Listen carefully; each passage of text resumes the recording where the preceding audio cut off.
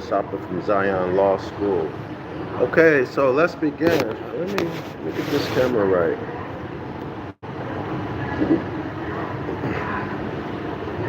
I don't like that light behind me, but it is what it is. Anyway, welcome y'all. It's good to be back. Let's pick back up. Welcome to the free astrotheology course. I'm Dr. Yasapa from Zion Law School. Our textbook is The Devil's Pulpit. The link to the free PDF is in the description area of this video. Hold on one second. All right. Yeah. Okay. By the way, thanks everyone for your support, subscribing to the 101 Ancient Ibaryath course. Just another reminder, if you want to come to my live class, it's every Saturday, 10 a.m. Eastern Standard Time.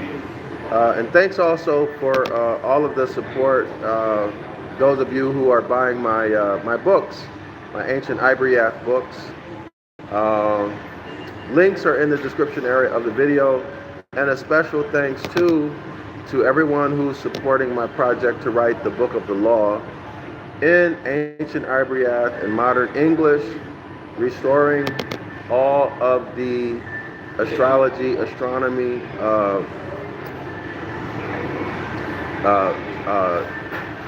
verses, and all of the natural law and natural phenomena verses that have been hidden from you in English. Okay, you cannot see it in English, it's hidden.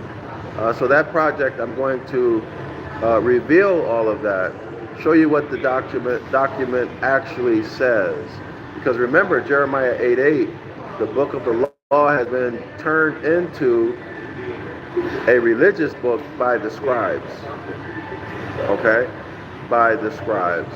All right, so let's pick back up. The Cup of Salvation.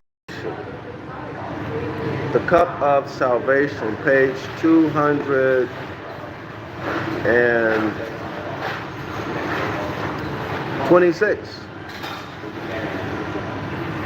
226?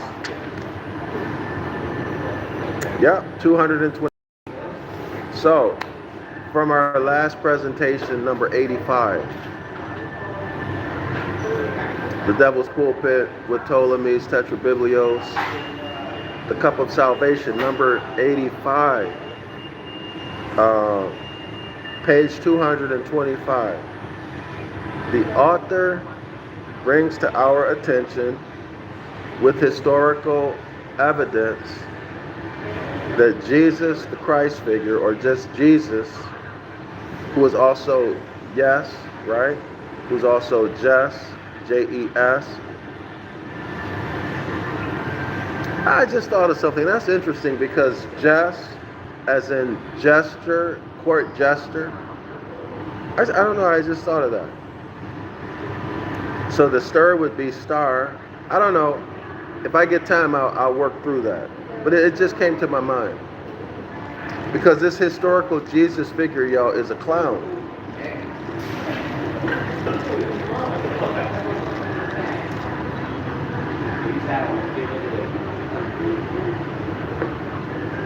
Why do I say that? Because Jesus, again, is Bacchus. Bacchus is the god of wine, drunkenness, orgies, lewdness, and all of these kind of things, okay? So that's on page 225. So y'all check that out again. Page 225. All right, let's go to page 226 where we're going to begin today's presentation. As Mr. Pope, in his epistle of Sappho to Phaon, has rendered those beautiful lines of Ovid, quote, I'm not going to read the Greek, okay? It's here in Greek. I'm going to read the English.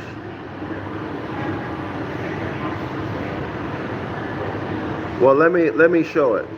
Let me show it so we can be thorough. For the record, we show it. Here it is.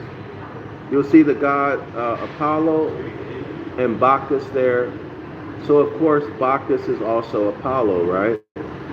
All of the solar deities are the same deity. Everybody see it? So there you have it. Okay, so the harp and bow, would you like Phoebus where a brighter Phoebus Fa'an might appear? Would you with ivy wrap your flowing hair? So y'all already know our people don't have stringy flowing hair, right? Not Bacchus self with Fa'an could compare. All right. But actually, you know what? I can't say that because there are Moors who have long silky hair. So let me take that back. Especially if you go to India, especially in Southeast Asia. So I'm wrong. Take that back. Let's continue. Page 226. Also in all over Southeast Asia. I don't know why. Yeah, that was way off, y'all. Ignore that. Okay, page 226. But in towns and cities where ivy is not so conveniently to be raised, in other words, ivy doesn't grow well in some parts of the world, you see the same effect aimed at. So what is he talking about? If you want to know everything, watch the video that I did just before this, number 85. So what he's talking about is the Catholic Church used ivy. They would grow ivy on the eastern wall and out in the courtyard of the church. The whole point of it was to block the sunlight. Okay, the whole point of blocking the sunlight is so that the people couldn't see what's on the sacrament, on the sacramental table. They couldn't see the sacraments on the table. Okay, so they would grow ivy.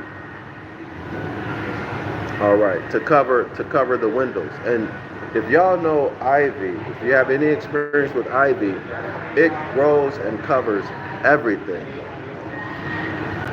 But if you keep it manicured, it can be quite beautiful.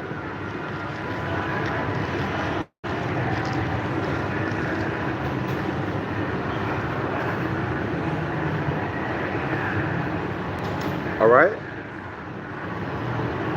So in these parts of the world where ivy doesn't grow well, here's what happens. You see the same effect aimed at, that is blocking out the light to cast a shadow or darkness over the table where the sacraments are, so that people cannot see the sacraments that are on the table. That's the effect. So the same effect is aimed at by stained glass. That's the effect. So when you see stained glass in a church, well, that's the effect that they're going for. That's the historical origin of it. There's a footnote that reads, see the Methodist Chapel in Queen Street, which is hideously tenebrous. Let's go back to the text. Okay, so this is the shadowed or darkening effect is what the purpose of stained glass is, or painted windows. So they would do stained glass or paint the windows, exhibiting allegorical representations of the same Bacchus. So the stained glass metaphorically represents Bacchus. Why? Because the stained glass represents ivy, I-V-Y. The stained glass represents ivy, the flowing hair of Bacchus. Okay? That is, so the same, so exhibiting allegorical representations of the same Bacchus, that is of the S-U-N sun, as he appears, that he is the sun, appears in the visible heavens the day after Michaelmas Day. If I remember correctly, Michaelmas Day is September 29. September 29. The opening of the gates of hell. Remember, Michaelmas is Michael the Archangel who accompanies Jesus to hell, who takes Jesus to the winter solstice. And the winter solstice is the darkest day of the year. Okay, December 21, 22. The sun is at its lowest point at the southern part of space. And of course, according to modern astronomy, space is a bottomless pit. So hence hell is a bottomless pit, and there's dense darkness, right? And it's fiery. But what they fail to tell you is that it's cold hot, not fiery hot. Okay, y'all? Like freezer burning. It's so cold that it burns, that it's hot. Like freezer burning or like frostbite. So let's go back to Michaelmas Day, December 29, the opening of the gates of hell. So darkness, right, y'all? So we're at, remember, from March all the way until September, this is the royal ark. This is the royal ark. This is the kingdom of heavens.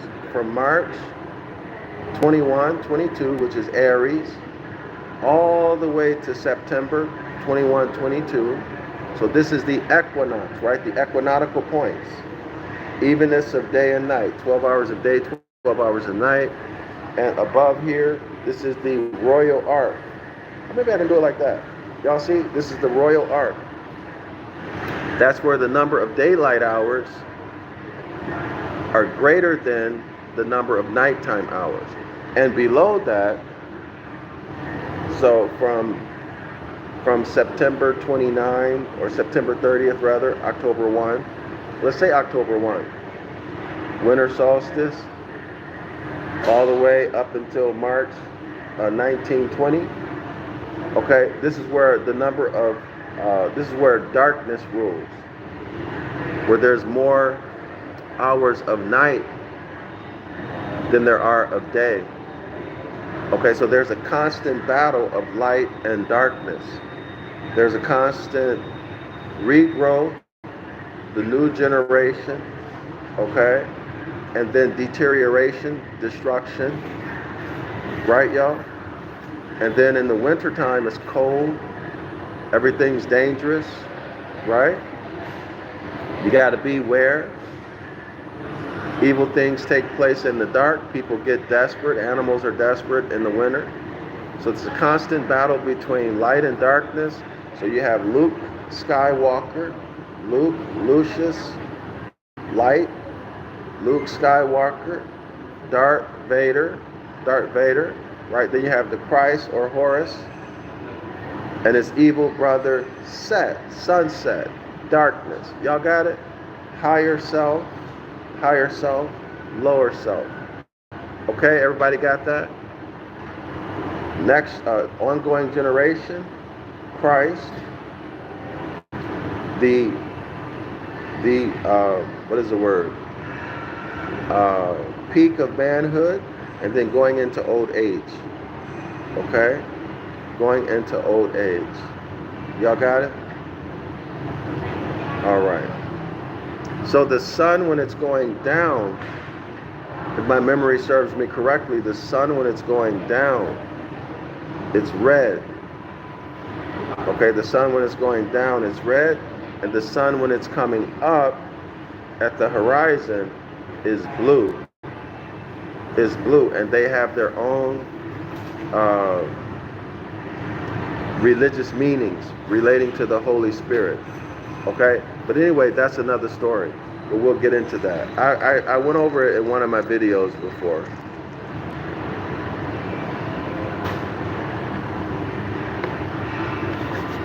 So Michaelmas Day, that is immediately after he, that is the S-U-N Son, has crossed over or been crucified. So y'all remember that?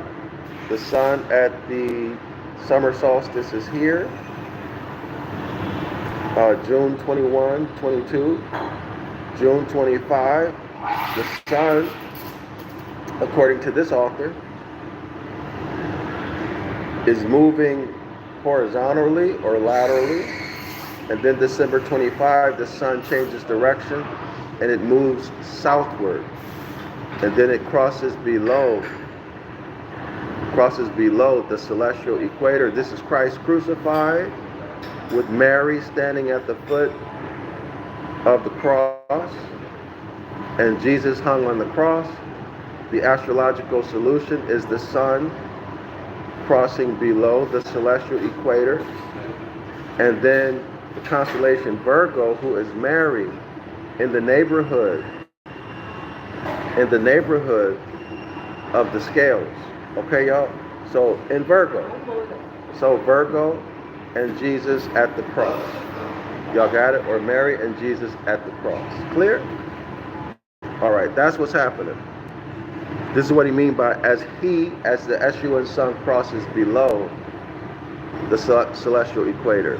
So in the church art, you'll see Jesus on the cross with Mary standing at the foot of the cross. In contradistinction to the other image of the cross where Mary is not there.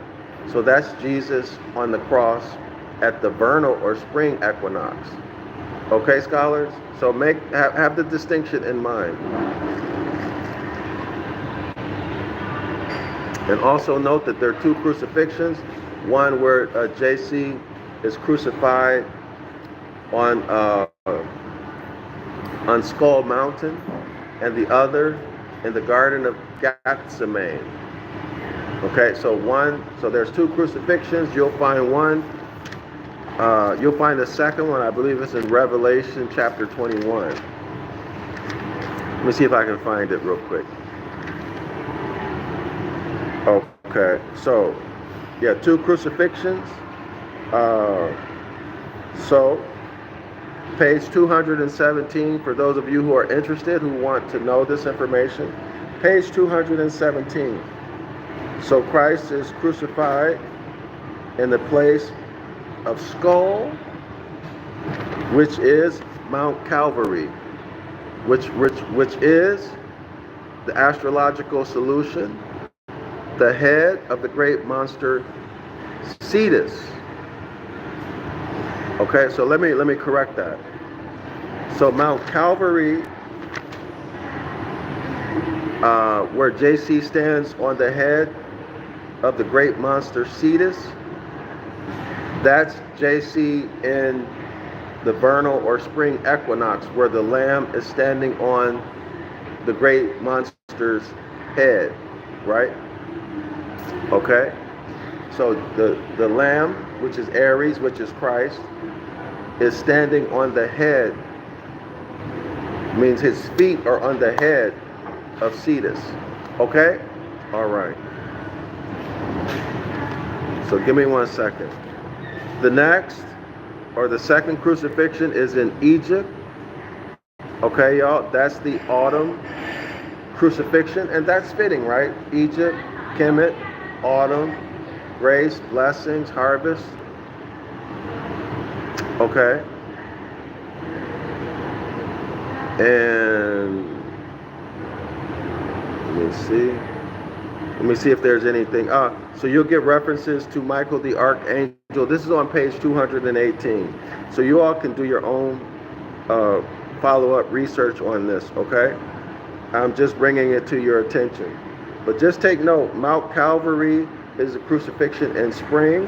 Mary is not in that crucifixion picture. Mary is in the picture where JC is crucified in Egypt, the Garden of Gethsemane, if my memory serves me correctly, which is autumn. So Mary is seen in the church art standing at the foot of the cross.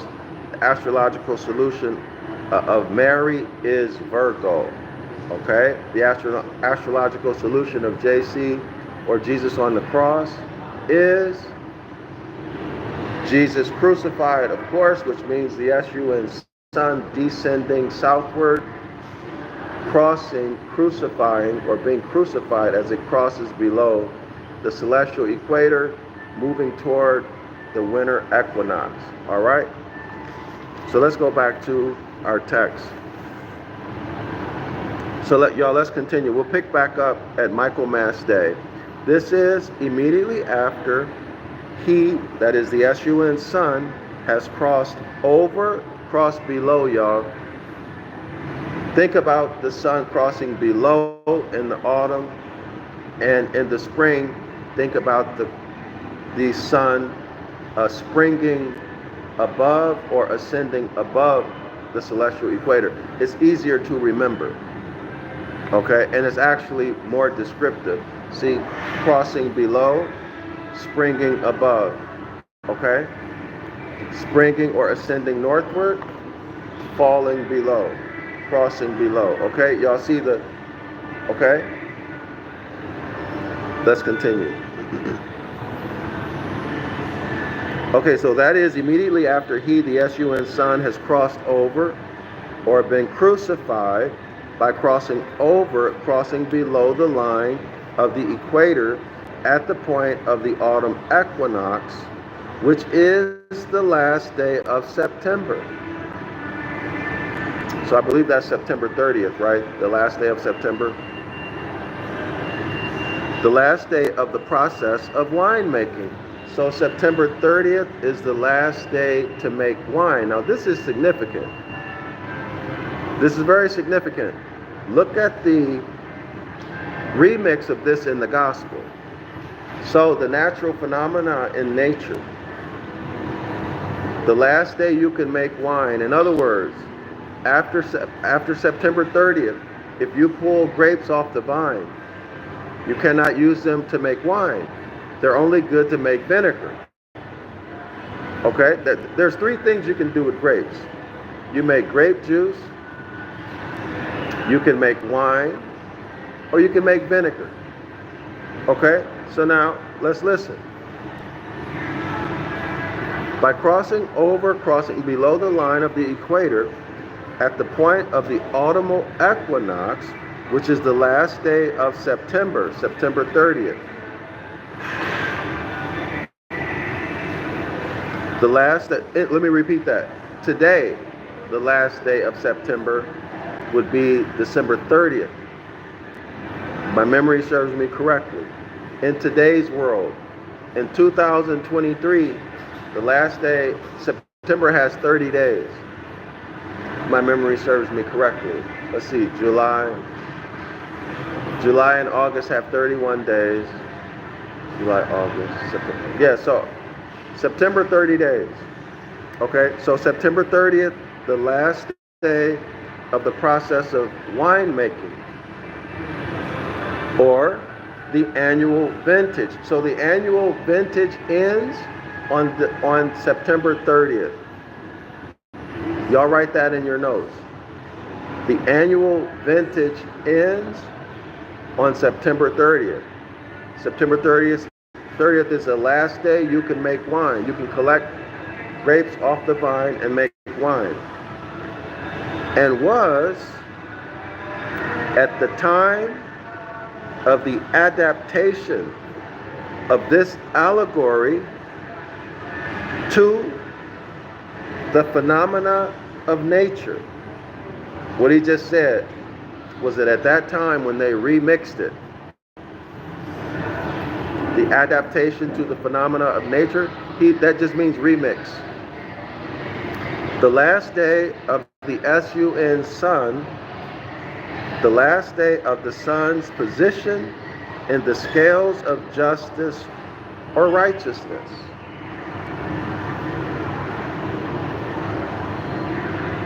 So, September 30th is the last day that the sun is going to be in the scales of justice or righteousness.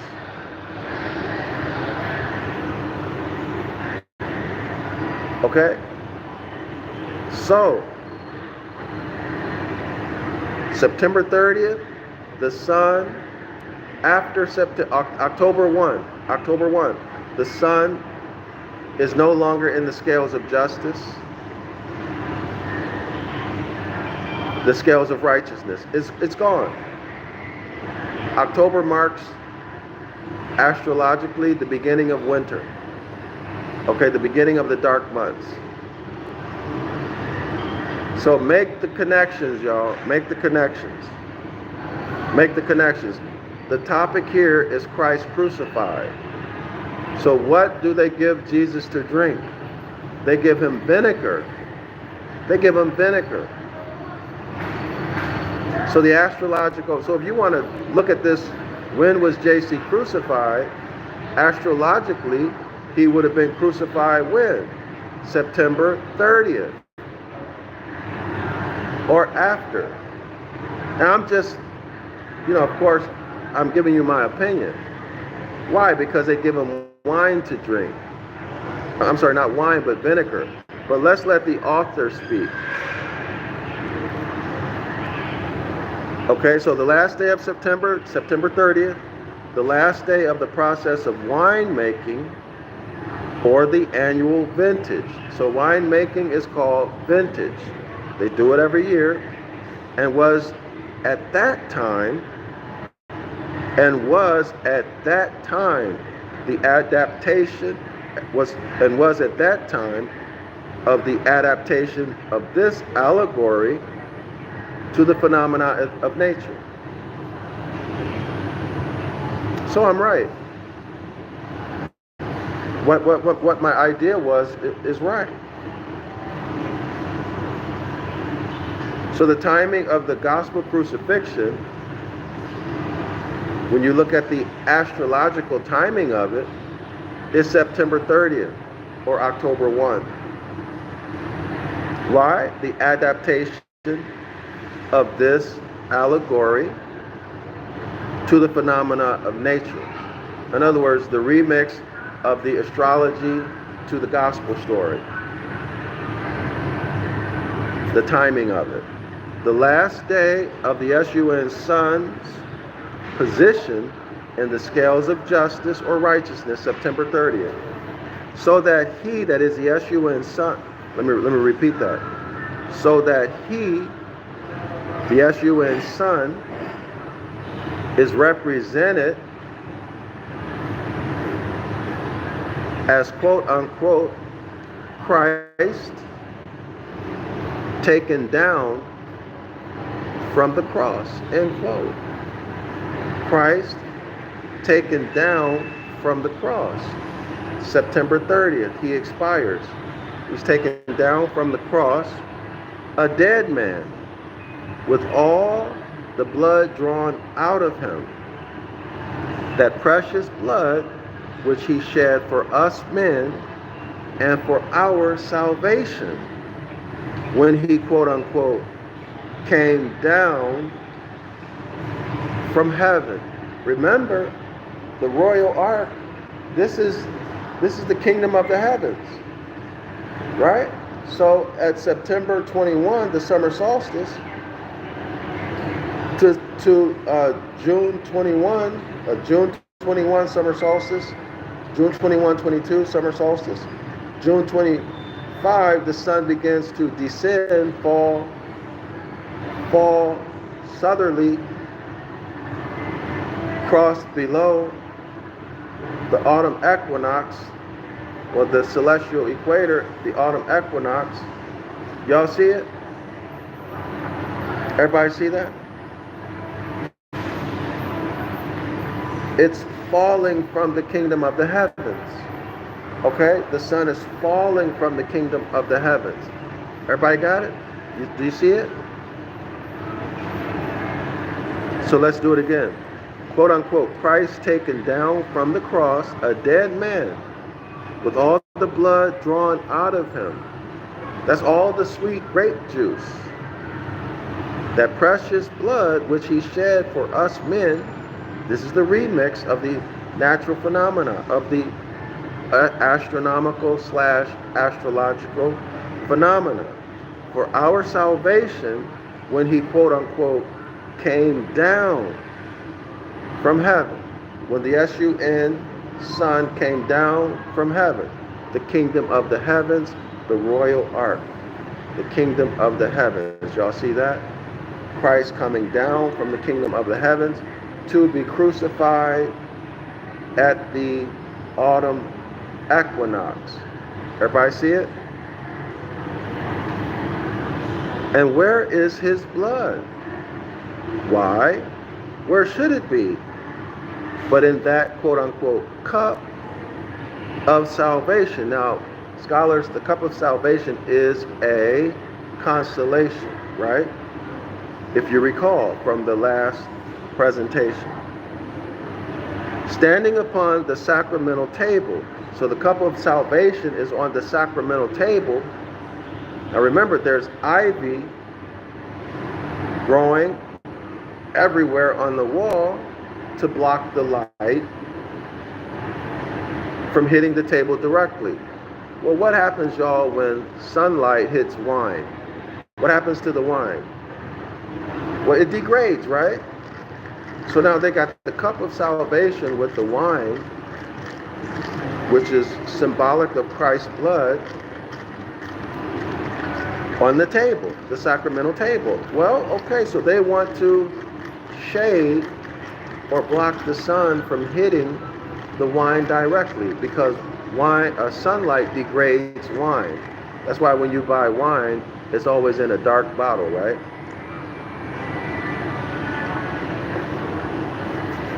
Everybody see how this is coming together now? See how it's coming together? So the ivy, the stained glass, the painted windows puts a shadow over the sacramental table. One of its functions is to prevent direct sunlight from destroying the wine, which is representing Christ's blood. Everybody see the remix? How this is working? Let's continue.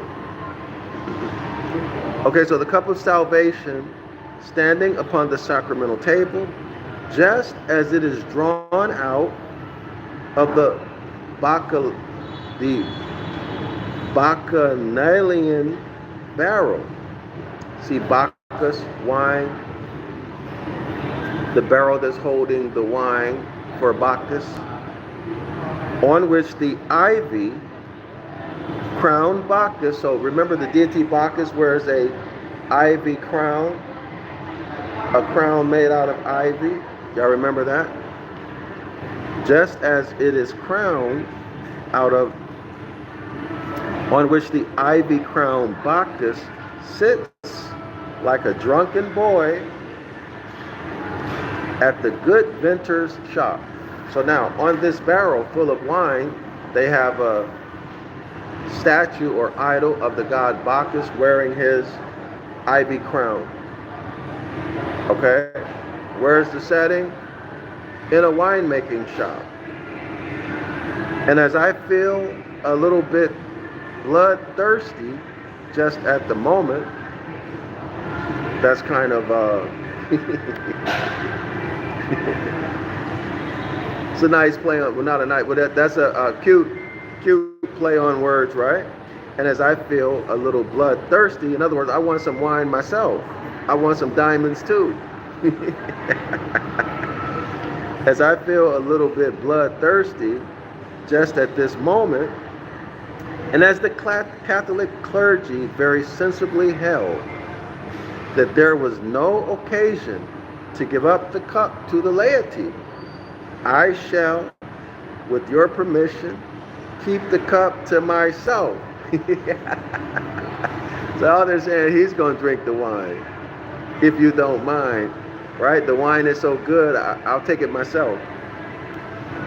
Hoping that your faith will be satisfied by seeing me drink it as your representative.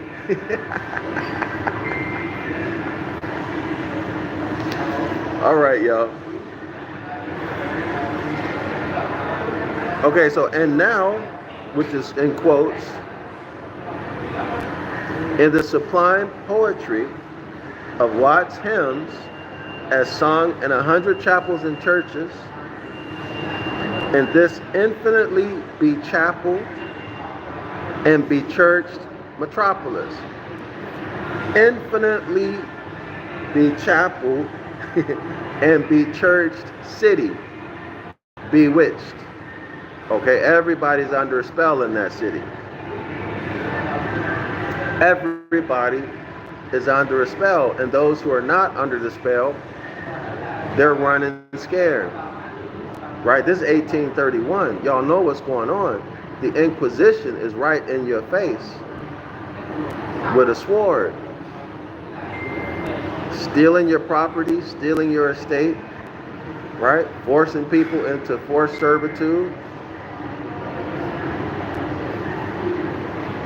Catholic Church is just right in your face, slaughtering the scientists and engineers, trying to replace all the science and engineering, that whole knowledge base, trying to eliminate it, destroy it, and replace it all with religious doctrine. Why? Why do that? To uncouple your eyes from your mind and your ears from your mind, to make you crazy, to make you totally disconnected from nature, so that you would be totally dependent on them, whatever they tell you, and you wouldn't have what? The analytical skills, not faculty, but skills to figure things out. Okay? Because all you would know is the indoctrination. All you would know is Jesus Christ crucified. That's all you would know is Jesus Christ crucified. And a bunch of other nonsense religious doctrine that has absolutely nothing to do with nature. So y'all, let me put this in context. The reason why you have that cell phone that you love so much, the reason why you have Wi-Fi, a television set, the car that you love so much that you can fly on an airplane or a helicopter, all of that is because of knowledge of nature. That's what it is. It's because of knowledge of nature. Having knowledge of nature, you can then begin to manipulate nature. This is what science is. Learning nature and then using natural phenomena to do whatever it is you want to do. Okay, so anybody out here who thinks I'm talking religion or blaspheming or anything else like that, you're absolutely wrong. Or if you feel that way, throw away your cell phone. Throw away your refrigerator. Throw away your freezer. Throw away all technology that you use, because all of that technology is a direct result of observing natural phenomena, how it behaves, and then using that knowledge to create products and services. Period. Period. And this is no different. This is no different, okay? Let's continue. So they're using this knowledge in a very negative and destructive way. And then so are you, but you're just not aware. But your usage of this knowledge comes out of your ignorance, and it makes you even worse off, because the law of cause and effect, the natural law of cause and effect, is punishing you for being out of harmony with nature. And that's the way your oppressors set it up. That's the way they set it up. Okay, because it's just a few of them, but it's a lot of us. Okay, so why not put them out of harmony with nature and let nature punish them? Okay, and then we'll pretend like it's us who are these great, powerful beings. No, nature is slapping you, telling you to stop. But your religious doctrine is telling you, no, don't stop, keep doing it. And there you are. And there you are. You continue to do it. You continue to do it, and that's why they want you to always be in religion. Okay? Because they got a noose around your neck, an invisible noose. You can remove it or you can keep it on. Anyway, let's continue. All right, so here's the poem. Page 226 at the bottom. And now I drink my Savior's blood. See, y'all? I thank thee, Lord, 'tis generous wine. Mingled with love, the fountain flowed from that dear bleeding heart of thine. That's hymn 18. Next poem. This soul reviving wine, dear Savior, 'tis thy blood. Soul reviving wine, y'all. Remember, it's winter time, it's dark. So you're cold in the winter. You drink some good wine, it warms you up, right? Soul reviving. We thank that precious flesh of thine. So remember the sacramental table, Christ's flesh and his blood. So the wafer or cracker, the bread, the unleavened bread, and the wine. Okay? We thank that precious flesh of thine for this immortal food. Book 3, hymn 17. Or, as I have read those lines of Dr. Watts plagiarized and but little altered in the composition of quite as good a poet as Dr. Watts, the Reverend Dr.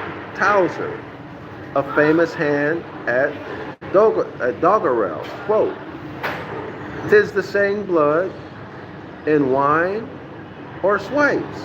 'Tis God's," that's capital G-O-D, "'tis God's, is Zeus's own blood we vow. And when we feel it in our tripes, we feel we don't know how." Now there is a footnote, so you can get that in the indictment, okay? In the indictment. Nothing can be more sublime than this language. Only the awkwardness of it is when they who use this sort of language as that of the most fervent piety in their mouths would represent it as blasphemy in ours. Y'all see that? So the religious leaders, they can admit, they can talk amongst themselves that Christ's blood is actually wine. It's wine. In other words, they're talking about the natural phenomena of making wine. But let me, Dr. Yasapa, or let you talk about it, then they're going to say it's blasphemy and that you're going against the Christ. While they themselves can tell the truth about it as they enjoy and drink the wine and live large, glorious lifestyles and joke about the wine that you think is Christ's blood. You're unawares that this whole thing is just a remix of the astrological phenomena of the sun crossing below the autumn equinox and it being in the scales of justice. With Virgo, y'all know Virgo and Leo used to be one zodiac sign. Not Leo, but Libra. Okay? You think it's real. It happened in real life. Christ crucified, his mother Mary, standing at the base of the cross, looking up, crying, right? Jesus about to die and go to hell. You feel all sad and crying and dewy-eyed when you see the picture, as Dr. Clark used to say. But they're laughing and joking about it as they enjoy their wine, thinking about how blessed they are because Christ saved them so that they can live large and enjoy wine at your expense, you who are in bondage on the outside of the house. Pay attention to what the author is saying to you. Take it to heart. Don't reject it without thinking about it, especially if you don't understand this yet. Nothing can be more sublime than this language, only the awkwardness of it. When they who use this sort of language as that of the most fervent piety in their mouths, right? They're being very pious and religious when they're talking about this, enjoying their lifestyle. Okay? Would represent it as blasphemy in yours. So don't do as we do as I say, or do as we say. And would punish us for only quoting and repeating their own ipsis ma verba, their very, very words. So I guess that's Latin or Greek, I don't know. Let me show you. So they would punish you if you said it. Hold on. They'd punish you if you say the same things that they say privately. Y'all got it? And they thought you never know. They thought you'd always be in a state where you're too ignorant to read. And if you could read, what? The curse that Christ put on you, although having eyes to see, you cannot perceive, and although having ears to hear, you cannot understand. They thought that curse would be so strong that you'd never be able to realize this, even if you saw it. Now, in your case, are they correct? Or are you coming out of that curse? Are your eyes and ears coupled again to your mind? See, where are you? Where are you personally? Let's continue. What says their own Saint Cyprian, Bishop of Carthage, the pride and glory of their Christian church in the 3rd century, whose language is held to be none other than that of orthodoxy itself. So when this man speaks, he's speaking Orthodox Christianity. When he speaks, everybody listens. All right, now I'm not going to read the Greek. I'm on page 207. I'll read the English. Quote unquote. We stick to the cross, we suck the blood, and we lull our tongues in the very wounds of our Redeemer. Get this image in your head. There's a big vat or a big barrel, and you're inside the barrel, and there's a bunch of grapes, and you're stepping on the grapes. You're making wine. You're stepping on the grapes.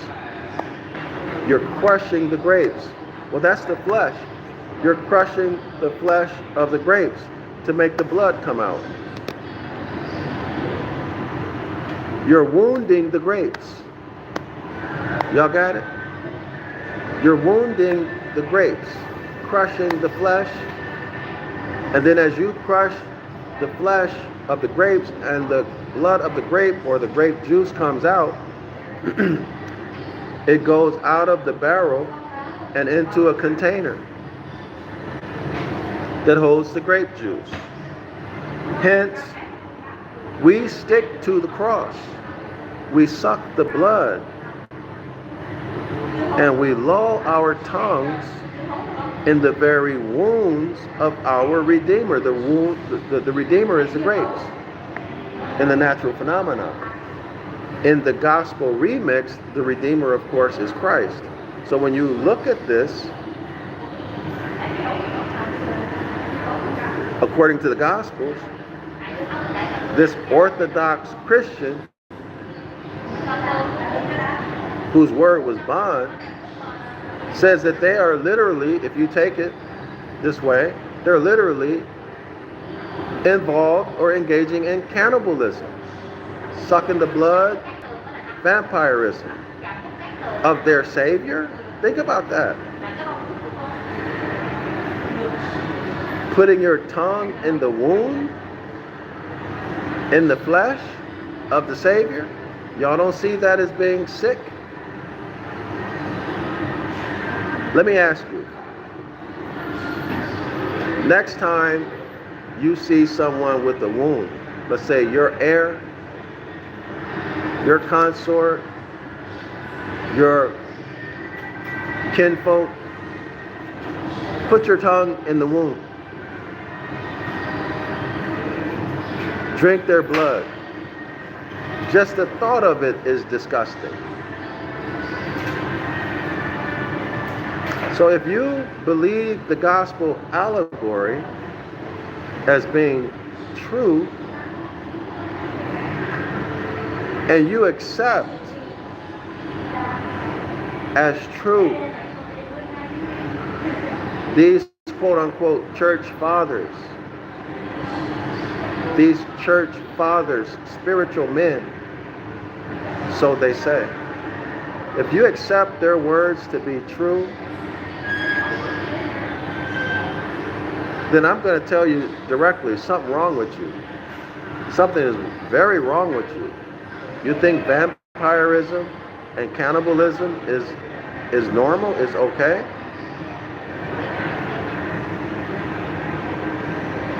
No, something wrong with you.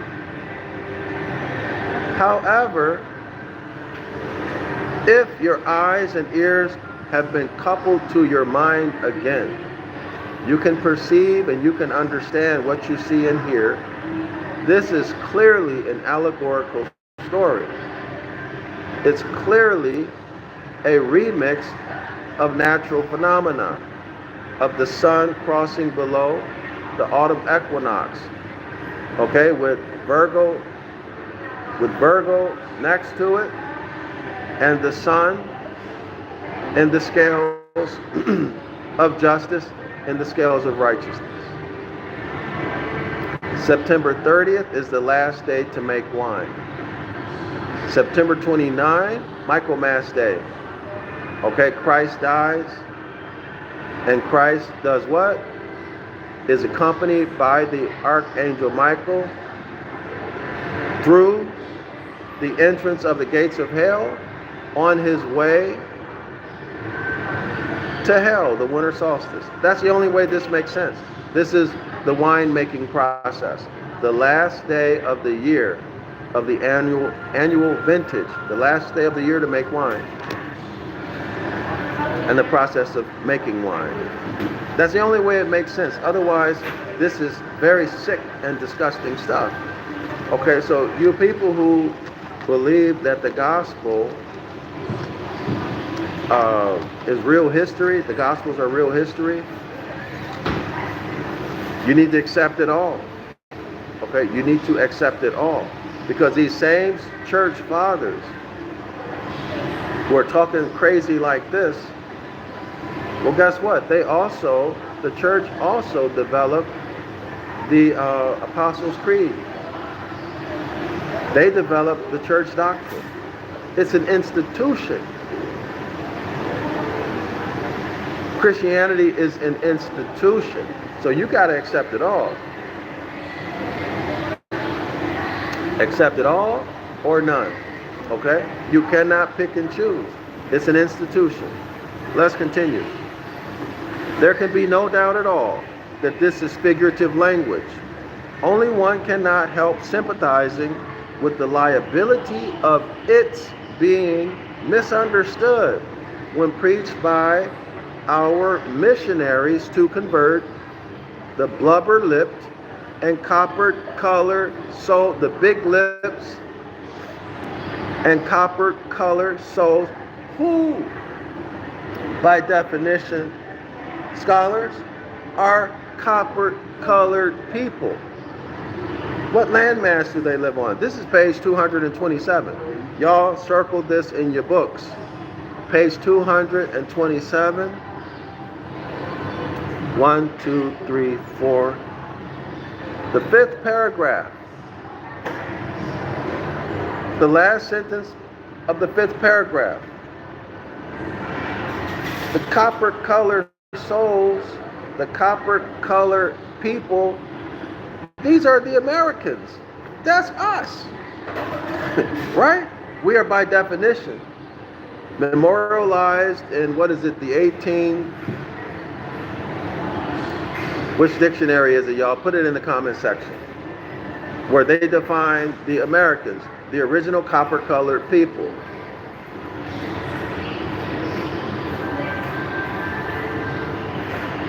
Look, y'all. There can be no doubt at all that this figurative language, that this is figurative language. Only one cannot help sympathizing, feeling sorry for, sympathizing with the liability of its being misunderstood. In other words, yeah, the liability is that you become a stateless person. You become a minority. You get all kind. Y'all, there's a law about the liabilities of being black. When I remember it, I'll share it with you. When preached by our missionaries, now he is a European. When preached by our missionaries to convert the blubber-lipped, that's big lips, and copper-colored souls, copper-colored people of our brothers and sisters. So he's a Moor. The author of this book is a Moor. He is a Moor. He just says it. Of our brothers and sisters in the Pacific Ocean. The Pacific Ocean. Y'all take a look at the Pacific Ocean. What land masses are you going to see on both sides?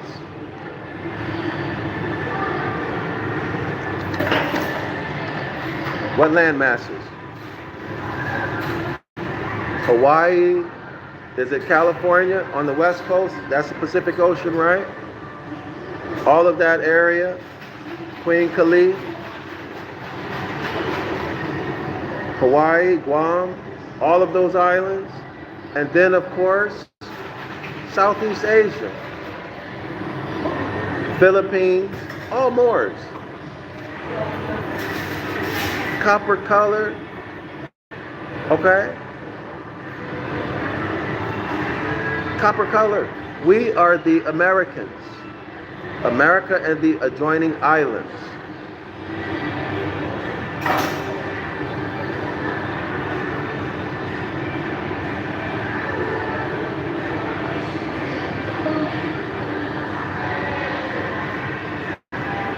Okay, y'all? And our Moorish brothers and sisters on the other side of the Pacific. Okay? Now, I just can't believe I'm reading this. I have to make a note. I wish I don't have a pen with me.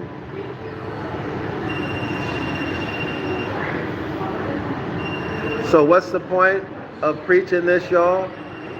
What's the point of preaching this? to the Moors, to denationalize them, to hit them with what? Liabilities or bills of attainder, denationalize them, hit them with bills of attainder, take their land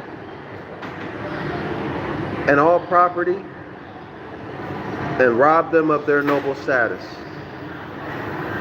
Rob them of their noble status, and then what? Steal their sovereignty, or parade around as though the hybrid and their Moorish minions are the sovereigns of the land, and then projecting that through their operations throughout the world in the name of the American Moors, or in the name of the Moors. Y'all see it? This is what the author is talking about. Especially when 'tis taken, let me read this quote here. Quote, hokey pokey, wonky fum, and the king of the cannibals, and the king of the cannibal island. Ain't that nothing, y'all? They're calling us cannibals. Y'all remember there's some who say that California was once an island. What are the land masses that border the Pacific? California, what else? How far down does it go across the Americas? But they're calling us cannibals. But yet, they're saying that they are vampires and cannibals behind closed doors, right? They're drinking Christ's blood and eating his flesh.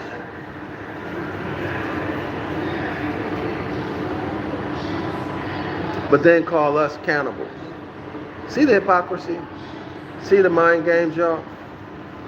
Especially when 'tis taken into account that the missionaries themselves could no more explain the meaning of those figures of speech to the cannibals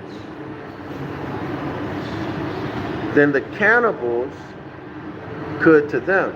Now, y'all can see the mindset of the European Moor,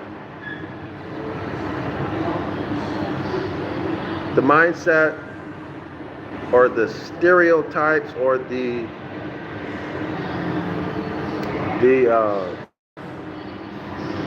let me use some. You see how he talks so badly about the American Moors? He just called us cannibals. He himself is a Moor. But he's calling us in the Americas and in Southeast Asia cannibals. Now, where did that mindset come from? Where did this division and disrespect and contempt come from? Can everybody see it? Let's continue. Especially when it's taken into account that the missionaries themselves could no more explain the meaning of those figures of speech to the cannibals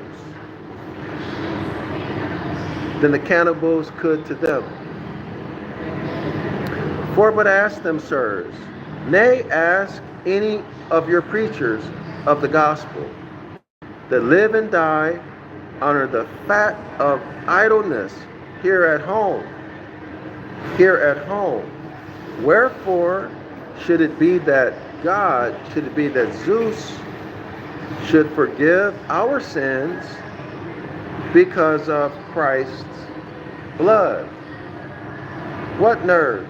What nerve? Call somebody a cannibal when your religion is preaching vampirism and cannibalism as the way to be saved. So that comes from the 6th article of the indictment. What sequitur, what connection, what relevancy of the one thing to the other. Okay, well, I want to know that myself. Page 228. Is it that we killed his only son? Well, speak for yourself. Don't include me with we. Is it that we killed his only S-O-N son, the greatest of all conceivable sins? Is it that the Jews killed Jesus? Or is he talking about the Romans who killed Jesus? So Rome is an anagram of Moor. So these would be what? The renegade Moors. This would be the dark priesthood, the brotherhood of Saturnalia. Okay? Or maybe even Yaqub, who created the hybrid. That whole set.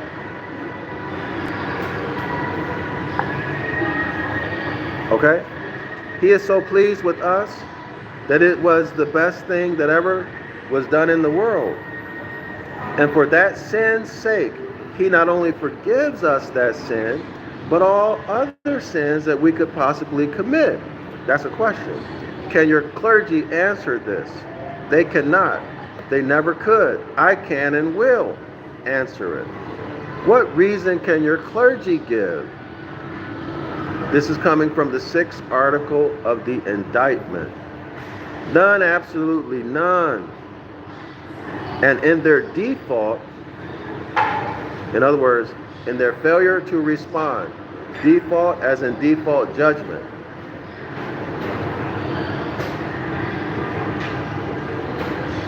I offer you a reason that they don't respond, for which I ask no other favor from you, as rational men, as men who use your faculty of analytical and critical thinking, then that you should withhold your conviction. See, don't make a decision yet. Hold on, wait. As long as you can do so, wait. Even as long as you can. In other words, hear all of the evidence before you make a decision. Put your religious beliefs, your doctrine in the closet. I ask no man's consent from his favor. I will make it mine by right of conquest. So what is he saying? The author is telling you he's going to present you overwhelming evidence to support his statement. It's going to be so overwhelming, so convincing, that you can give it full faith and credit. You will see that he is credible and that you can rely on what he tells you, based upon some records that he's going to present to you. All right? So let's go back and read this question again. Give me 1 second.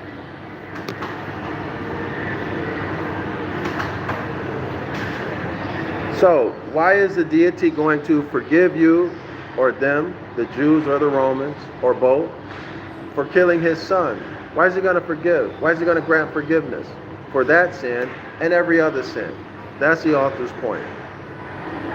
Let's continue. Page 228, scholars. Quote, the reason why the blood of Christ does induce God, Zeus, Odin, Woden, Got, Isis,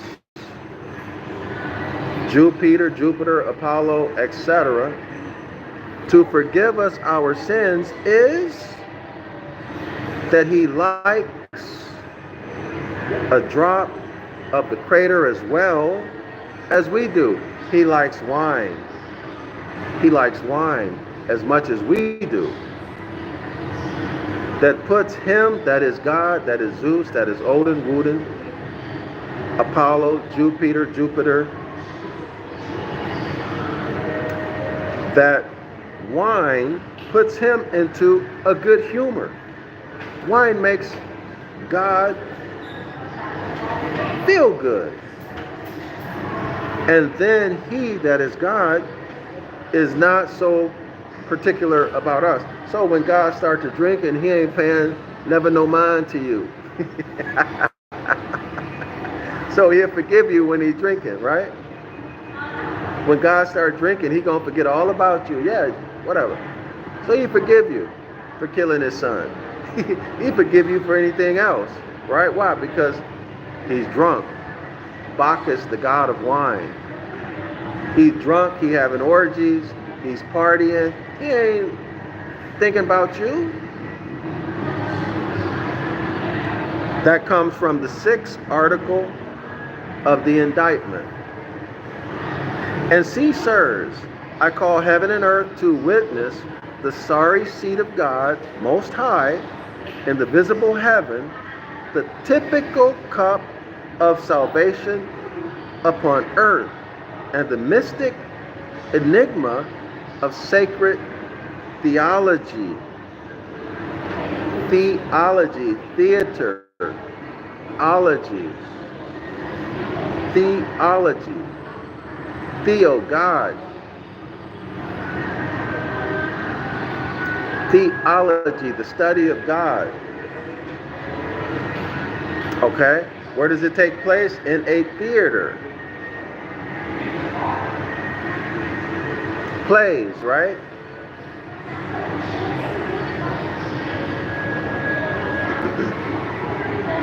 Hold on, y'all. I lost my place.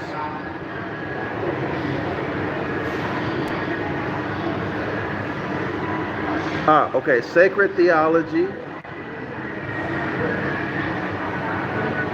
Enucleated by demonstrations of irrefragable science. That this is the true, the only reason. Okay, we'll keep going. So look up, sirs, upon the vaulty bosom of the night, or upon this beautiful toy, the pictured representation of what is there to be seen. And there it is, the crater. That's a constellation. Look up in the sky. Look up in the sky. On September 29 or September 30, look into the stars, and you'll see the crater. It's a constellation. All right? Its image is a cup, a crater. A crater is a cup. I believe it has 2 handles, if I remember correctly. But let's let the author speak.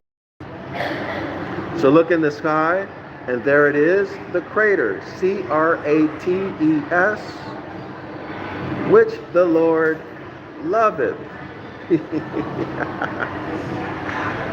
And here is that crater which the Lord loveth, pictured on this globe. Okay, so he has a globe that shows all of the 48 constellations, including the Mazzaroth, okay, the Zodiac. And here is the crater upon this, what is this word?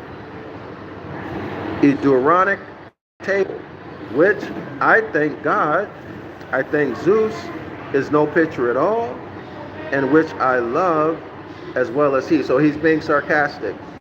You can see the crater on the table, okay, on the celestial globe, or if you look up in the sky, you can see it.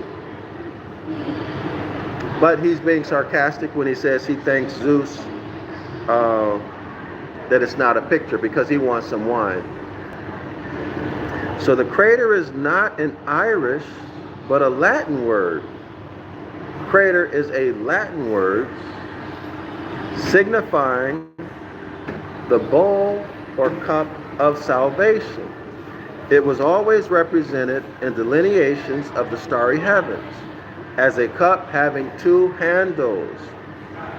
A sufficient hint, as I hope it may prove to my Christian persecutors, that in seeking to throw me a second time into prison for blasphemy, they have taken hold of the crater by the wrong handle.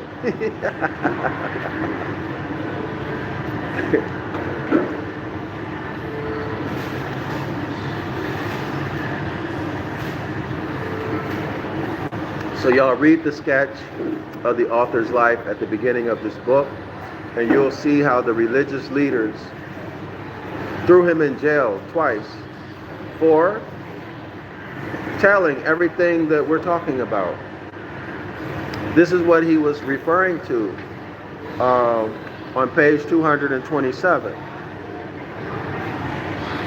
Second paragraph. Nothing can be more sublime than this language. Only the awkwardness of it, when they who use this sort of language as that of the most fervent piety in their mouth, they're worshiping God, holy rollers and all of that, saying the same thing that the author was saying, but then they throw the author in prison for telling the public. Okay? Let's go back, page 228.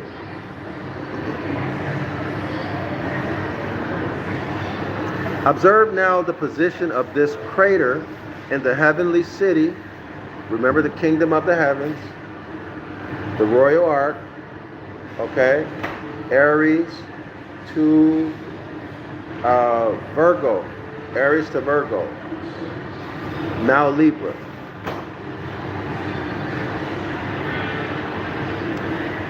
Or let's just say the scales of justice, because I don't know if Libra was separated out at this time.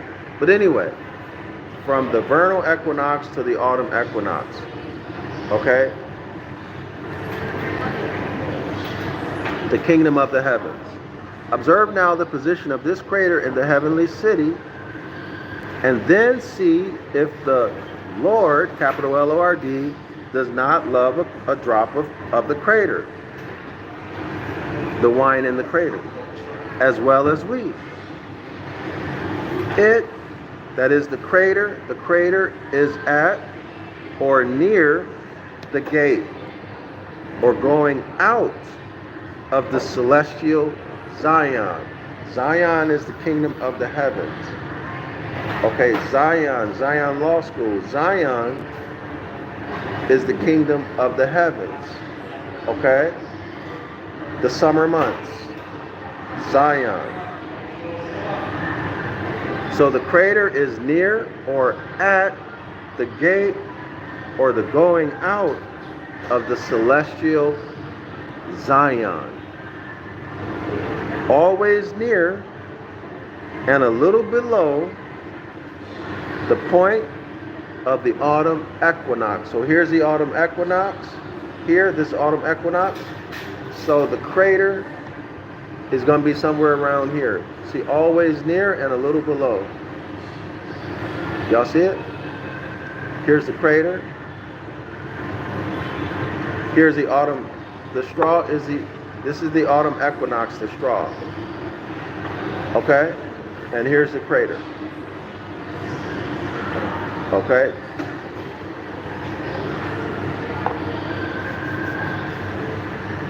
The crater is at or near the gate or going out of the celestial Zion, always near and a little below the point of the autumn equinox, and coming before it in order to be ready to catch the precious fruit of the vintage. So here's the autumn equinox, and the crater is like this, y'all.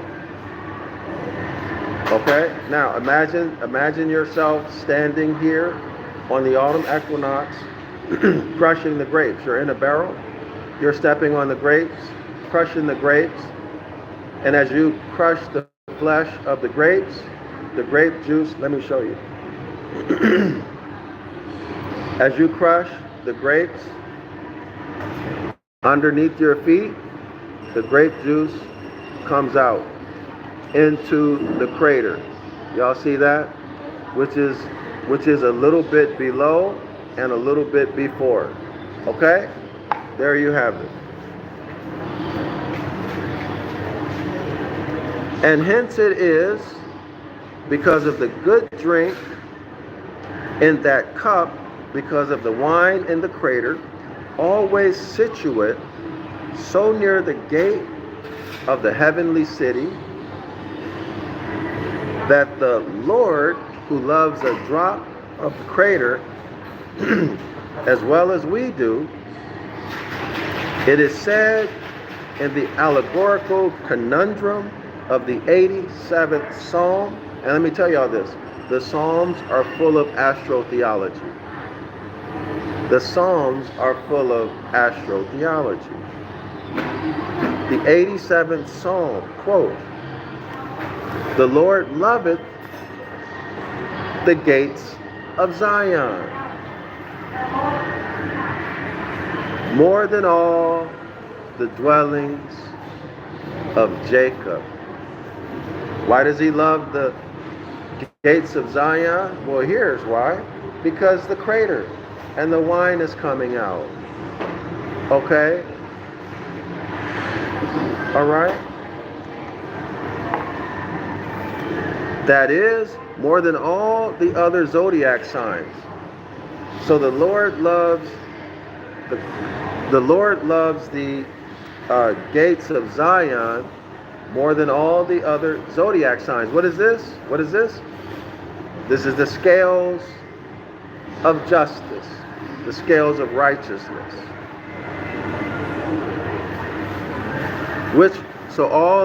So the Lord loves it more than all the other zodiac signs, which are the mansions of the S-U-N Sun, the dwellings of Jack-Ob. Y'all remember Jack, J-A-C-K, space Ob, O-B. Jack-Ob, Jacob. That is, of God the Father, of whom says the Christ of the Gospels, quote, "In my Father's house are many mansions," end quote. And by essential mitomy of language. So mitomy is when you replace one word for another. For example, you can say Washington instead of the U.S. Okay, so Washington did this or Washington did that instead of the U.S. Okay? Quote, "Mitomy doeth new names impose." Washington instead of the U.S. Y'all see that? A new name. "And things for things by near relation shows." Y'all got it? So the gates of Zion, the scales of justice, the scales of righteousness. Jack-Ob, Jacob. So let me see if I can find that Jacob. Actually, the Jacob information is quite, it's fascinating. It's fun. Let me see if I can find it really quickly.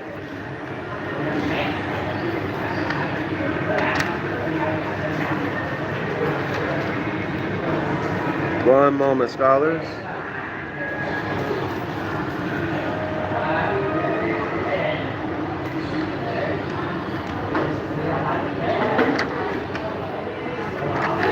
One moment.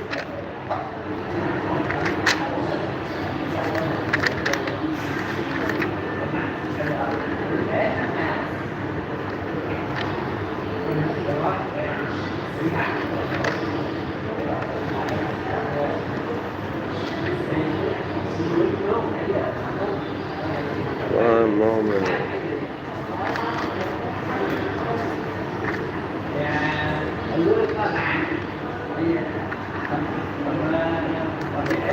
Well,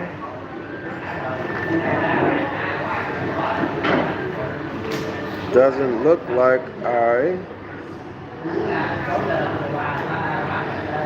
like I marked it in my book. It feels like we just covered it recently. Hold on, y'all.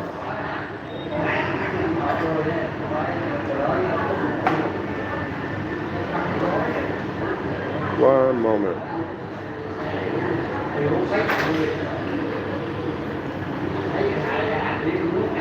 You know, there was a time in my life where I would not accept not being able to recall something immediately, but not so important to me anymore.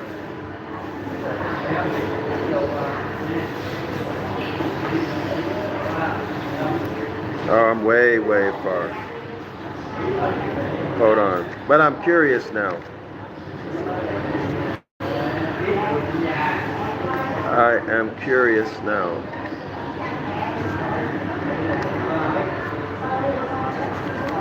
Give me 1 second. I want to know.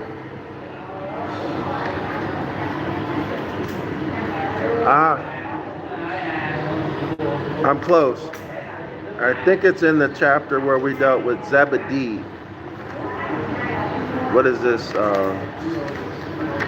About, hold on, y'all. I think it's about in the chapter with James and John, but let me search.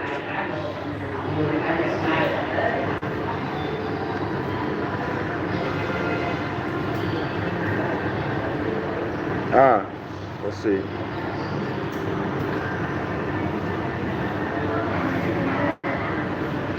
Yeah, page 206. Page 206. That's where you'll find it. Okay? Give me 1 second. The Jake O.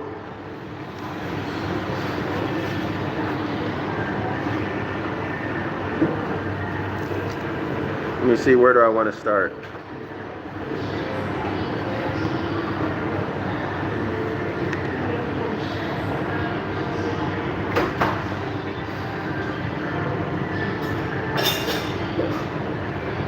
The city of the sun, the sacred city. Okay, y'all. So Zion. Y'all remember that? Page 205. Okay, so let's continue. Let's continue. Page 206. Yeah. Oh, that was just two. That was two lectures ago.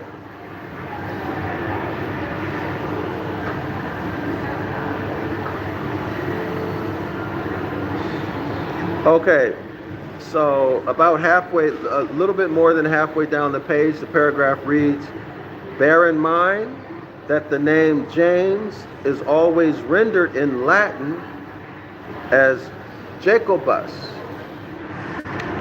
Hold on, y'all. James in Latin is Jacobus.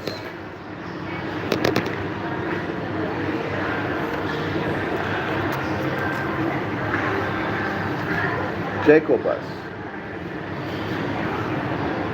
Y'all see that?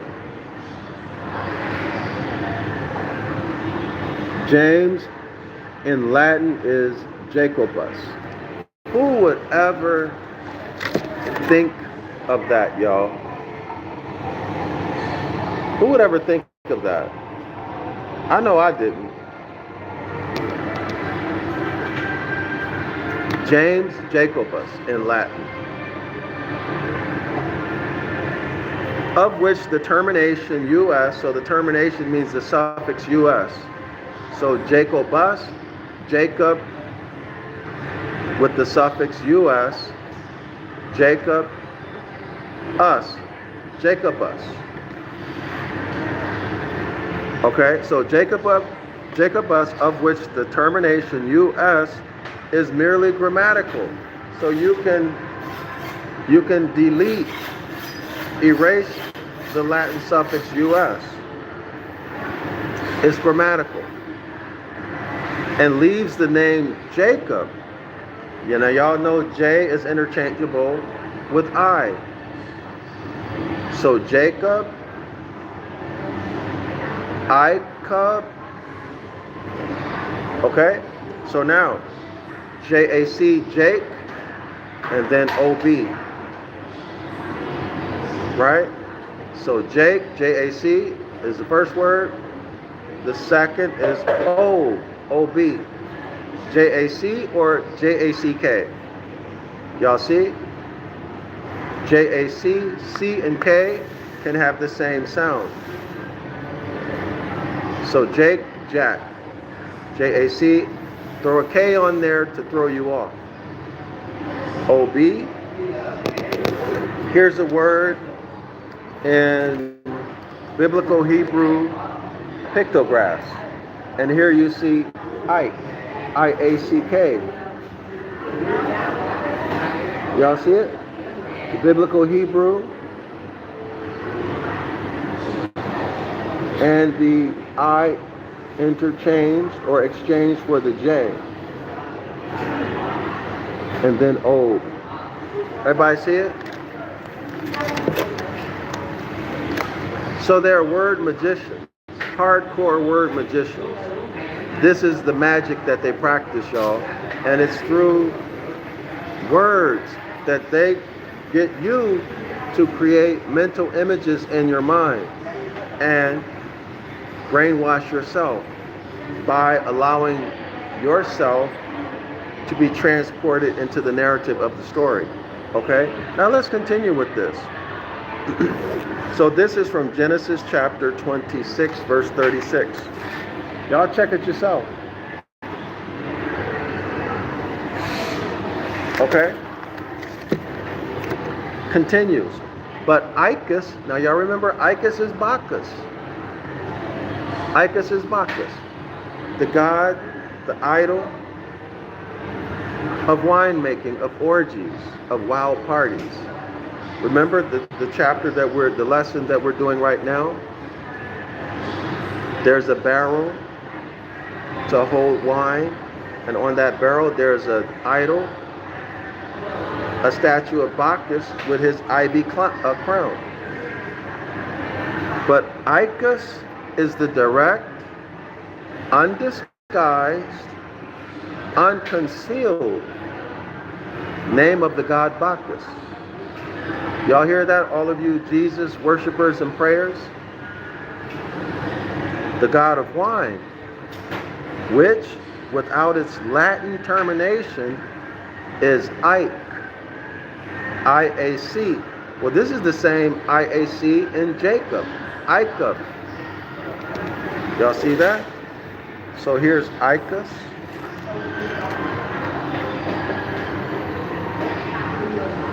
Here's your evidence, Icus.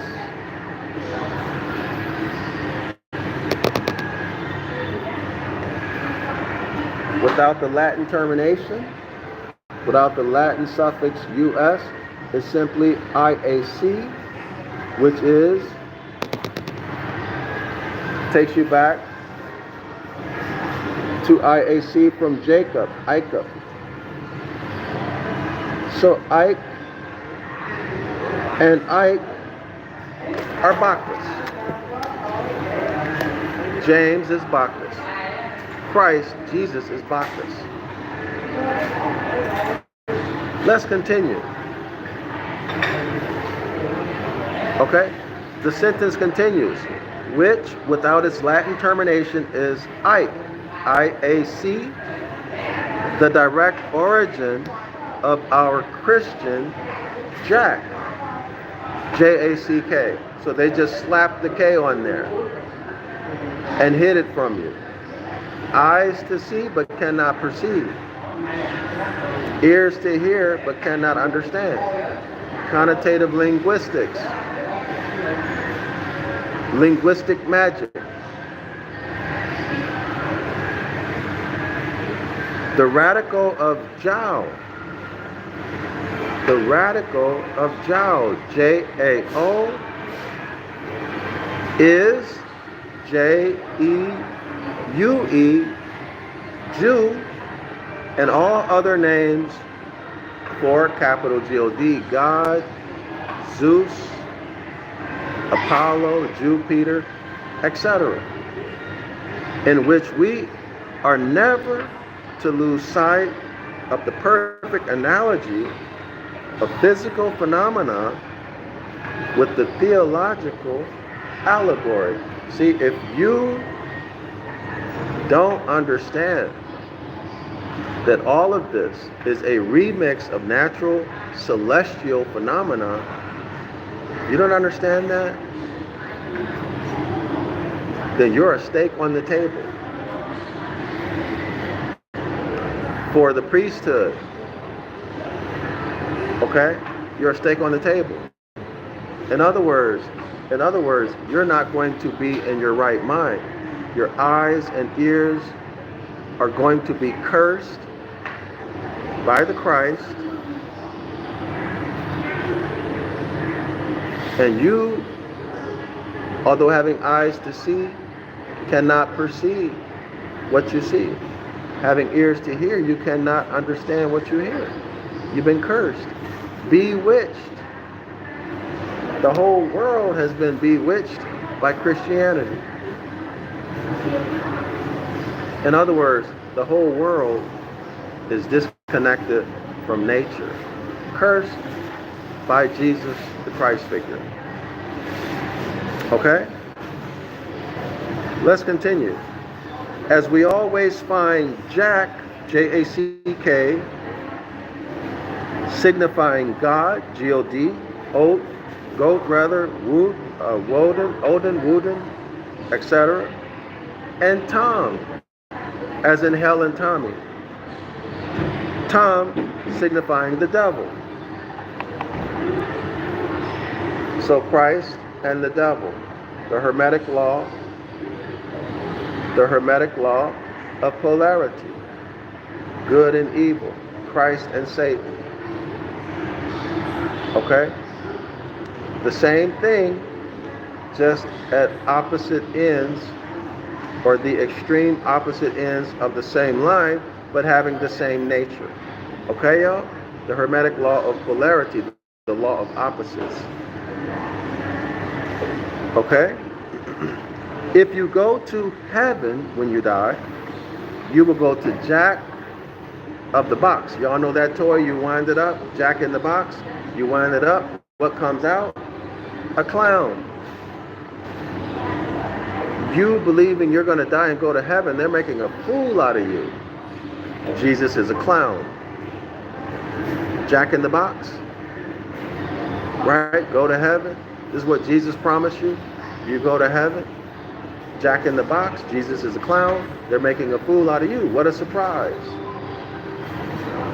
But you're dead. It's too late. But if you go to the other place, you don't make it into heaven. They tell you, scram, get out of here. You go to hell and Tommy. Hell is the winter solstice, December 21, 22, which is St. Thomas Day, Doubting Thomas, because Doubting Thomas doubted that the sun would ever rise again. Why? Because, according to this author, somewhere around December 17th, the sun begins to shift. So we're already in the winter solstice, but the climactic time of the winter solstice is December 21. Okay? So somewhere around December 17th, we see the sun shifting, and it doesn't cast a shadow again until December 25th. But December 21 is hell. So Thomas doubts that the sun will ever rise again, but it rises again by casting a full 1 degree shadow on December 25th. The very beginning of December 25th, 12 midnight. Okay, y'all? So there you have it. But OB, now here's a footnote. A serpent, in the Egyptian language, was styled O. So in the Egyptian language, a serpent was written as OB, O.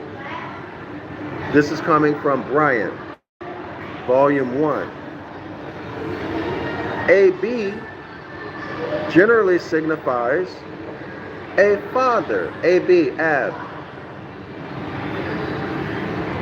indifferently styled as Ab, that's AB, Aub, AUB, and OB, O. Okay, that comes from a source, IB Volume 2, page 202.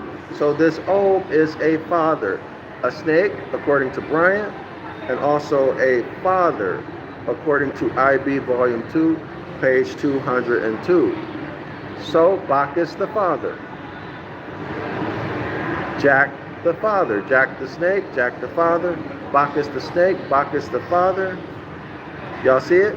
But Ob was a direct name of God. But Ob was a direct name of God, of Zeus, as signifying the Father. Now, Jesus prayed to his Father. And that was not popular in Old Testament times. In fact, it was not done. There are, I think, 2 or 3 instances where there is a reference of the Israelites. I don't remember who they were. I haven't looked at it in a long time. That made reference to the Father in the context of the Creator. But in my opinion, those are Jeremiah 8:8 occurrences. See, those are Jeremiah 8:8 occurrences to prep your mind to accept JC the Christ figure, referring to his God as the Father, which was purely pagan. Okay, y'all? So our Father, who art in heaven, and all of that, okay? But Ob was a direct name of God as signifying the Father, and added to Ike, IAC, or Jack, JACK, made the whole name Jack-Ob, that is, God the Father. So Jacob means God the Father. Jack-Ob, Jacob, J-A-C-O-B. Y'all see how they hid that? See how they hid it? But see, now you know the techniques that they use. Now your eyes are being opened. And Jack-Ob, called Jacob, J-A-C-O-B, was applied to the grandson of Abraham as being the father of the 12 patriarchs. So God the Father, Jacob, the father of the 12 patriarchs. Those patriarchs have been proved to be none other than the personified genie of the 12 divisions of the Zodiac in the old allegory, and the 12 apostles are the same allegorical genie in the new. So in other words, the Zodiac signs are gods. The apostles, as well as the 12 tribes of Israel, 12 sons of Israel, these are gods. Thus, this Jack-Ob identified with God the Father, the Icus, I-A-C-C-H-U-S, or Bacchus, that is, the S-U-N Son, which is the father of the 12 signs of the Zodiac. But how came Jacob and James, that is, Jack-Ob, and I AM EST, that's James. I is interchangeable with J, right? So there's your J, or I, hyphen AM. Okay, so I hyphen AM hyphen ES, James, J-A-M-E-S. And I'm going to stop right there. Y'all can do the rest yourself. Islam to all the Moors. Thanks for spending your time. Well, no, you know what? Let me be thorough. Let me complete this. Page 207. But how came Jacob and James, that is, Jack-Ob, and I hyphen am ES. That's James, y'all, with the J exchanged for an AM ES. When they are certainly no more like each other than the names Bacchus and Apollo. That's right. How is it that they can be the same but yet appear to have nothing to do with each other? Which were different and distinct personifications of one and the self same deity in mythology. So they took the same deity in mythology, but in the Gospels, they magically give the name of the deity to different people in the Gospel stories. Let's continue. Imus, IAMUS, there's a footnote. Imus was the same as Apollo and Osiris. This is taken from Bryant, Volume 1, page 321. Y'all see how they're playing game, how they make a fool out of you? See how they're making a fool out of you, Christians? You children of Israel? You children of God? You 40, 50, 60, 70, 80-year-old children of God? You who have a liability, you who have a disability in law, you minorities, you stateless, denationalized children who need someone to manage your estate for you. Why? Because you're living out of harmony with nature, just like a child. You're a man or a woman in a child's state of mind. So Imus, that is, again, without its Latin termination, I am. Let me show you.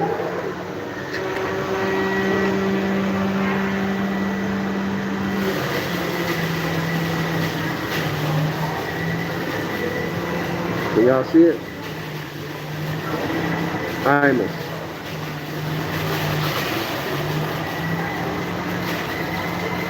And without its Latin termination, it's I am. Y'all see it? Latin termination is the suffix us. So imus,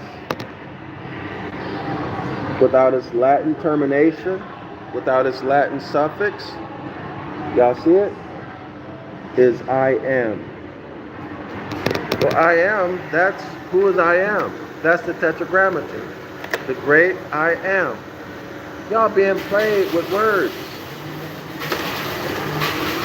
It's like they play a scramble on you.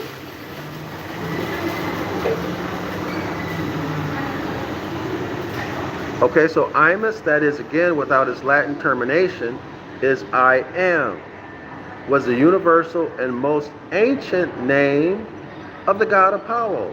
So I am was known all over the world. As far back as there are records, I am was the name of the god Apollo, who is a solar deity. And Apollo's priests were called from his name. So if you were a priest of Apollo, here's the name they would call you: Imade, or Jamesis. Remember, J and I are interchangeable. They were the very oldest order of priests known in Greece. Not known in the world, but known in Greece. Now y'all know that there never was a Greece. Y'all know that that's a made up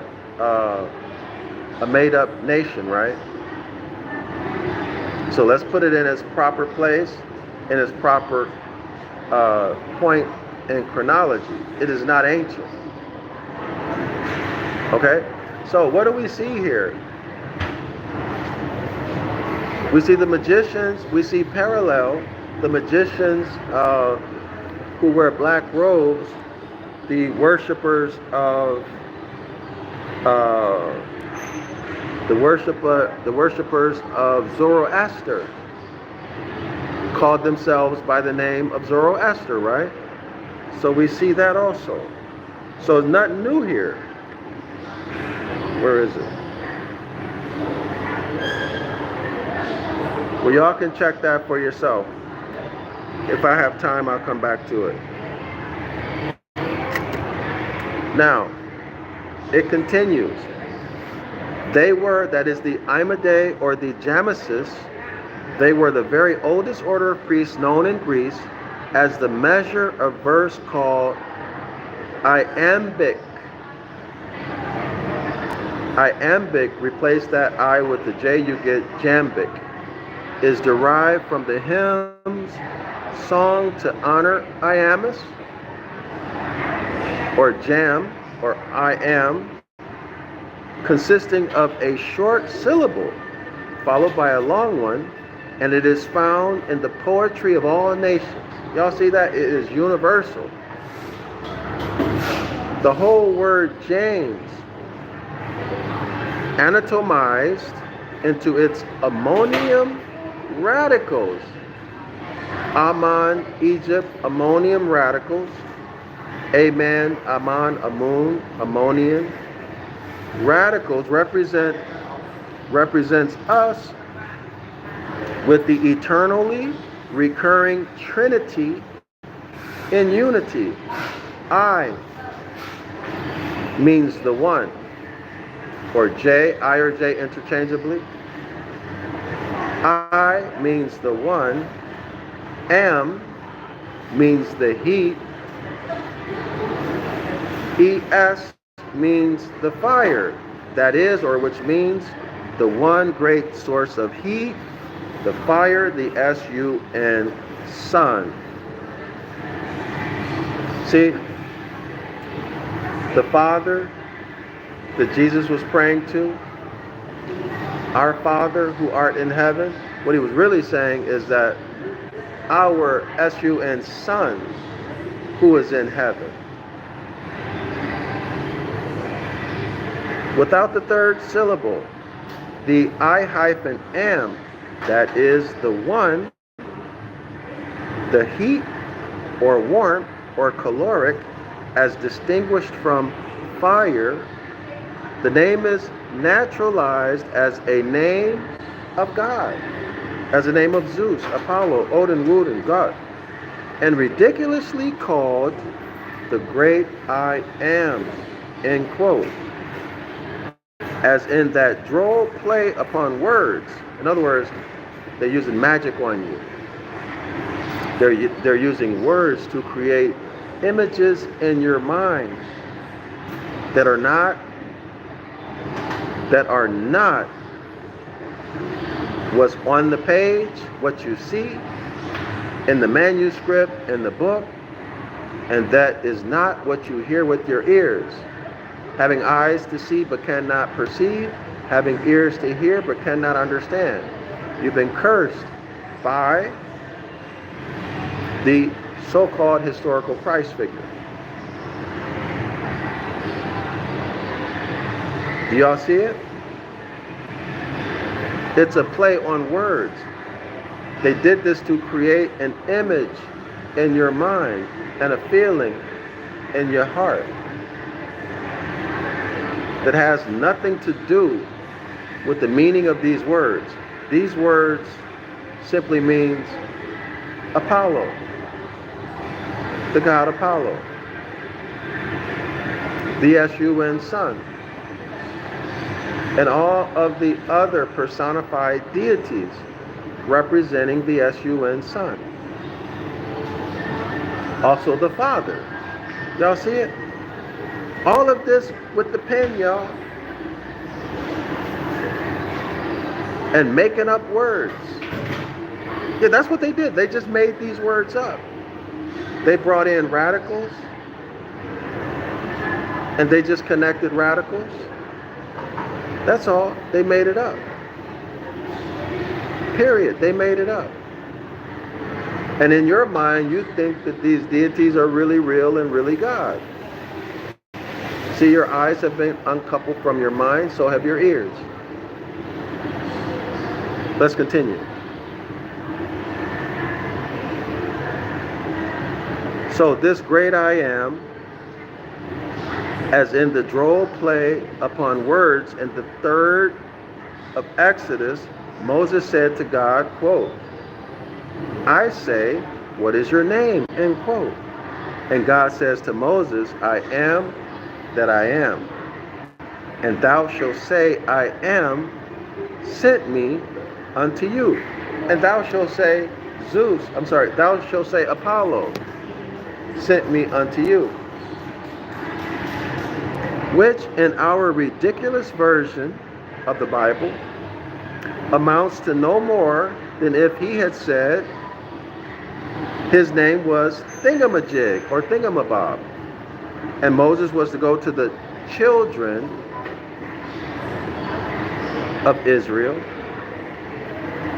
and say to them, Thingamajig or Thingamabob, or what's his name, has sent me to you, which was as much information as the children of Israel could reasonably require, or perhaps as the subject admitted. They're just children, right? They won't understand, tell them anything.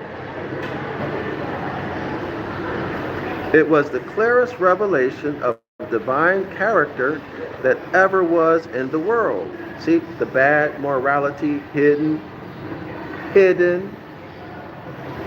in many of these Bible verses. And the babes of Christ, see, if you're a baby, you're under legal or lawful liability, right? You're incompetent. Somebody must manage your estate for you. You're incompetent, okay? And the babes of Christ Jesus, that's why a competent Moor can never be involved in any religion, especially Christianity. It's an admission of being incompetent. You're a babe.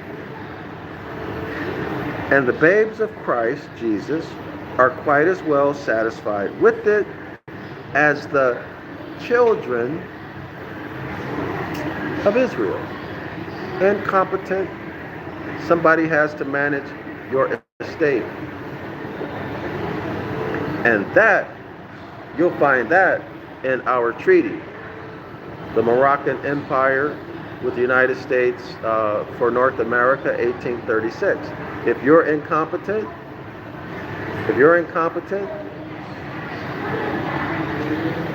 then you cannot take possession of your inheritance, period. Okay? Anyway, I'm going to stop right there, y'all. Thanks for spending your time with me. And I see y'all. I enjoyed this. I see y'all on the next one. Let me see. Where did we leave off? Yeah, I'll see y'all on the next one. Okay. 12 to 24 hours. And if you get a chance, read in advance. And let me know what you think if you like. If you have any questions, if I'm able, I'll answer them. So thanks everybody for supporting my project to write the Book of the Law in Ancient Ibaryath and Modern English. I appreciate your financial support very, very much. That's a big project, and I can't do it by myself. And that's just the fact. Thanks for buying my books, also for tuning in and for subscribing to the 101 Ancient Ibaryath course. Islam to all the Moors, and Shalom.